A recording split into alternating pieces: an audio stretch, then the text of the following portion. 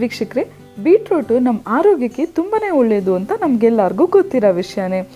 ಆದರೆ ಬೀಟ್ರೂಟ್ನ ಹೆಚ್ಚಾಗಿ ನಾವು ಸ್ಯಾಲೆಡ್ಗಳಿಗೆ ಬಳಸ್ಕೊಳ್ತಾ ಇರ್ತೀವಿ, ಇಲ್ಲ ಅಂತ ಹೇಳಿದ್ರೆ ಬೀಟ್ರೂಟಿಂದ ಪಲ್ಯ ಮಾಡ್ಕೊತೀವಿ.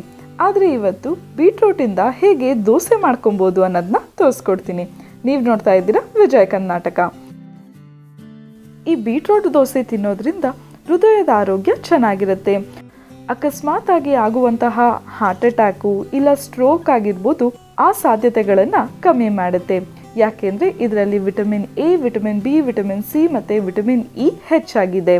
ಅದಷ್ಟೇ ಅಲ್ಲದೆ ಪೊಟ್ಯಾಷಿಯಮು, ಮೆಗ್ನೀಷಿಯಮು, ಕ್ಯಾಲ್ಶಿಯಮು ಕೂಡ ಜಾಸ್ತಿ ಇದೆ.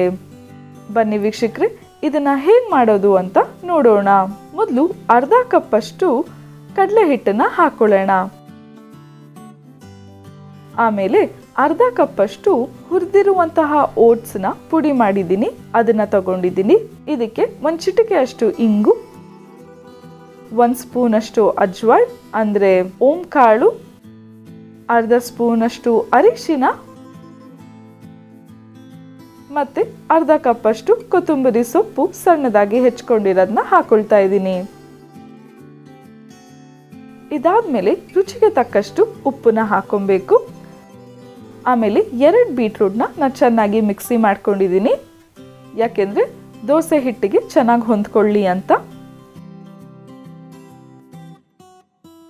ನೆಕ್ಸ್ಟು ಎಣ್ಣೆ ಹಾಕೊಬೇಕು. 1-2 ಸ್ಪೂನ್ ಅಷ್ಟು ಎಣ್ಣೆ ಹಾಕೊಂಡ್ರೆ ಸಾಕು. ಇದಿಷ್ಟು ಐಟಮ್ ಸಾಕು. ಇವಾಗ ಇದನ್ನ ಸ್ವಲ್ಪನೇ ನೀರು ಹಾಕ್ತಾ ಮಿಕ್ಸ್ ಮಾಡ್ಕೊಬೇಕು. ಬೀಟ್ರೂಟಲ್ಲಿ ಕಬ್ಬಿಣಾಂಶ ಜಾಸ್ತಿ ಇರೋದ್ರಿಂದ ರಕ್ತ ಸಂಚಲನ ಕೂಡ ಸುಲಭವಾಗಿ ಆಗತ್ತೆ. ಅದಷ್ಟೇ ಅಲ್ಲದೆ ಒಳ್ಳೆ ರಕ್ತ ನಮ್ಮ ದೇಹದಲ್ಲಿ ಉತ್ಪಾದನೆ ಆಗತ್ತೆ. ನಮಗೆ ದೋಸೆ ಹಿಟ್ಟು ಈ ಕನ್ಸಿಸ್ಟೆನ್ಸಿಲಿ ಇರಬೇಕು ವೀಕ್ಷಕರೇ. ಚೆನ್ನಾಗಿ ಮಿಕ್ಸ್ ಆದಮೇಲೆ ಅಗಸೆ ಬೀಜ ಪುಡಿನ ಹಾಕೊಳ್ಳೋಣ. ಇವಾಗ ನಮ್ಮ ದೋಸೆ ಹಿಟ್ಟು ರೆಡಿ ಆಯಿತು. ಒಂದು ಪ್ಯಾನಿಗೆ ಒಂದು ಸ್ವಲ್ಪ ಬೆಣ್ಣೆನ ಹಾಕೊಳ್ಳೋಣ.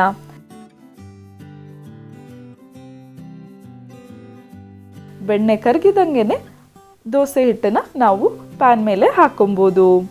ಈ ದೋಸೆ ಹಿಟ್ಟು ಒಳಗಡೆ ನಾವು ಓಟ್ಸ್ ಹಾಕಿರೋದ್ರಿಂದ ಸ್ವಲ್ಪ ದಪ್ಪನೇ ಬರುತ್ತೆ, ಆದರೂ ಪರವಾಗಿಲ್ಲ, ರುಚಿಯಾಗೇ ಇರುತ್ತೆ.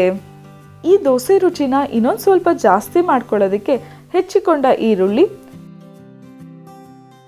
ಹೆಚ್ಚಿಕೊಂಡ ಹಸಿಮೆಣಸಿನಕಾಯಿ ಮತ್ತು ಹೆಚ್ಚಿಕೊಂಡಿರುವ ಕೊತ್ತಂಬರಿ ಸೊಪ್ಪನ್ನ ಸ್ವಲ್ಪ ಹಾಕೊಳ್ತಾ ಇದ್ದೀನಿ. ಆಮೇಲೆ 1-2 ನಿಮಿಷ ಫ್ರೈ ಆಗಕ್ಕೆ ಬಿಡಿ.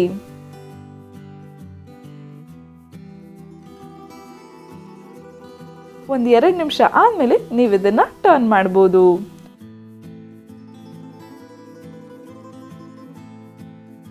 ನೋಡಿ ಎಷ್ಟು ಚೆನ್ನಾಗಿ ನಮ್ಮ ಹೆಲ್ದಿ ಆಗಿರೋ ಬೀಟ್ರೂಟ್ ದೋಸೆ ರೆಡಿ ಆಯಿತು. ಇದನ್ನ ನೀವು ನಿಮ್ಮ ಇಷ್ಟ ಬಂದಿದ್ದ ಶೇಪಲ್ಲಿ ಕಟ್ ಮಾಡ್ಕೊಬೋದು.